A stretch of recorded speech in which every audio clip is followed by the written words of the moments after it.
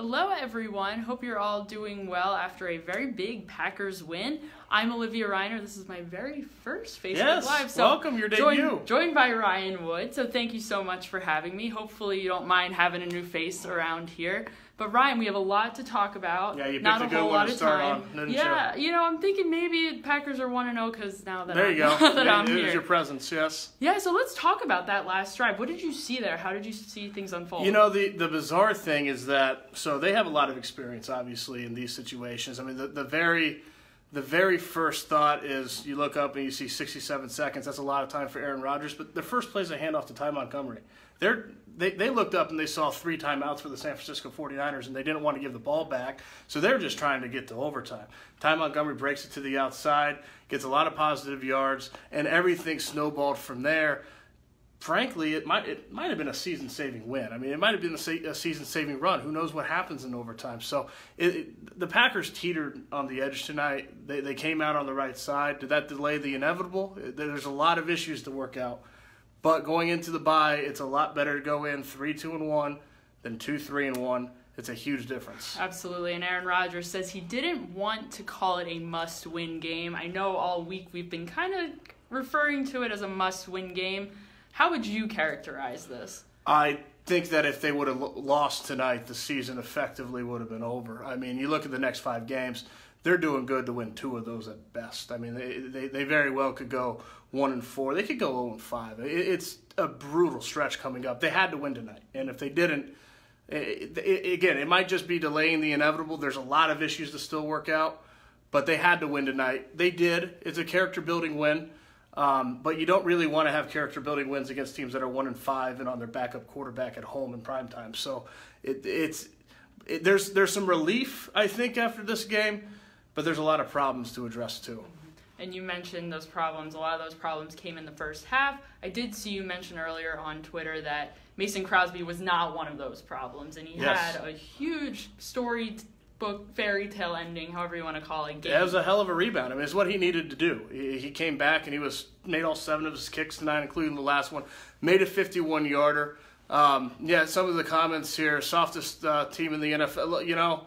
Look, a soft team doesn't win like they did. You can make the argument that they should have never been in a game with the 49ers. Talent-wise, Aaron Rodgers versus C.J. Beathard, that should never be a game. But what do you take from that? Is this a character building in a way, or is it the frustration of being in a dogfight against a team that really shouldn't be holding their water? Yeah, well, Rodgers said that they're still trying to find their identity. So I think, in a way, yes, it is a character building win in some ways, and I think you and I would say maybe they shouldn't have to be at this point in the season right now where they're still trying to find their identity and they're still trying to find their character. But they've got so many young guys who are coming up and are doing this for the first time with them in some really big roles. So, yeah, I think in a way it really is a character-building win. A comment there that this defense is terrible. You're right.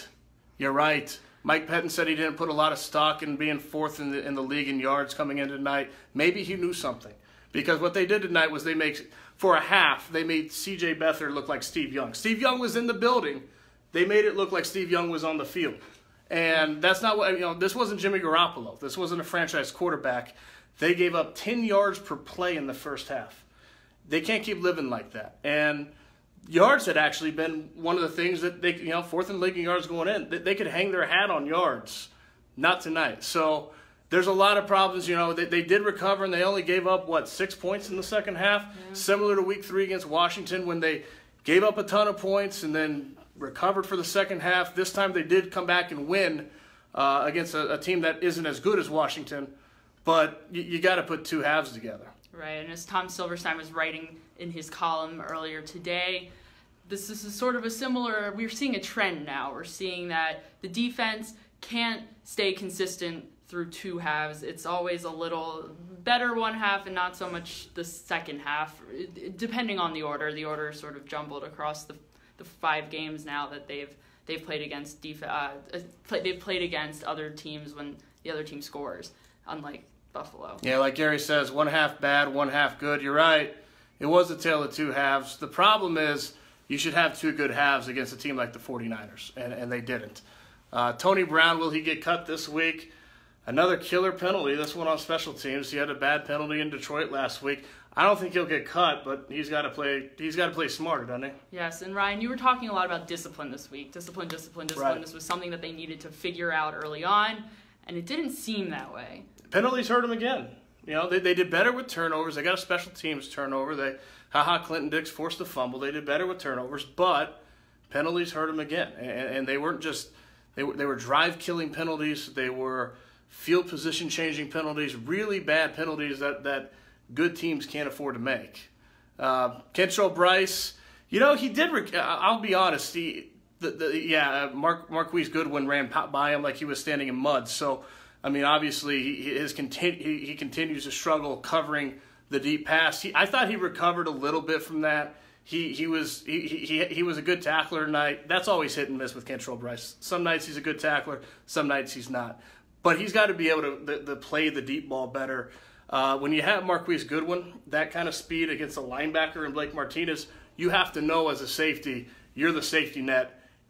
Your linebackers are going to get beat. You got to be there, and he wasn't. Mm-hmm. So we're heading into this bye week. What needs to happen during these next few days while they're off and resting and recovering? What needs to happen after this upcoming week? Yeah, I kind of asked Aaron Rodgers that same type of question. What do you guys need to figure out, and where are you? And identity is a word that he really brought up. He said that they're still finding their identity. You look, he did mention tonight that he wants to see 33. Aaron Jones get more touches. It sure looked like at the start that he was going to be their bell cow for the first time, finally. He got the start tonight, his first start of the season. They went to him early, but then they got away from him. And it was as puzzling as it's been the past few weeks. When Aaron Jones has the football, they make plays, they get yards. It's a dynamic offense, and when he doesn't, you see what happens sometimes. So I think, Aaron Rodgers said that he's taken too many hits, that they've got to find a way to throw less and run more. It's kind of ironic to hear him say that because he calls the plays for the most part. But, yeah, I mean, I think that they've got to figure out this running game primarily and how to use the run game to shoulder some of the burden so that the quarterback in the passing game doesn't have to use all of it. How did you feel about the number of snaps that Aaron Jones got tonight? Yeah, snaps and it is one part, but really the touches. I mean, when you look at his run production against Ty Montgomery, who did have a huge run at the end, but for the most part, I mean, there was one point midway through that Ty Montgomery was in the negatives rushing. Jamal Williams, who's 3 yards in a cloud of dust.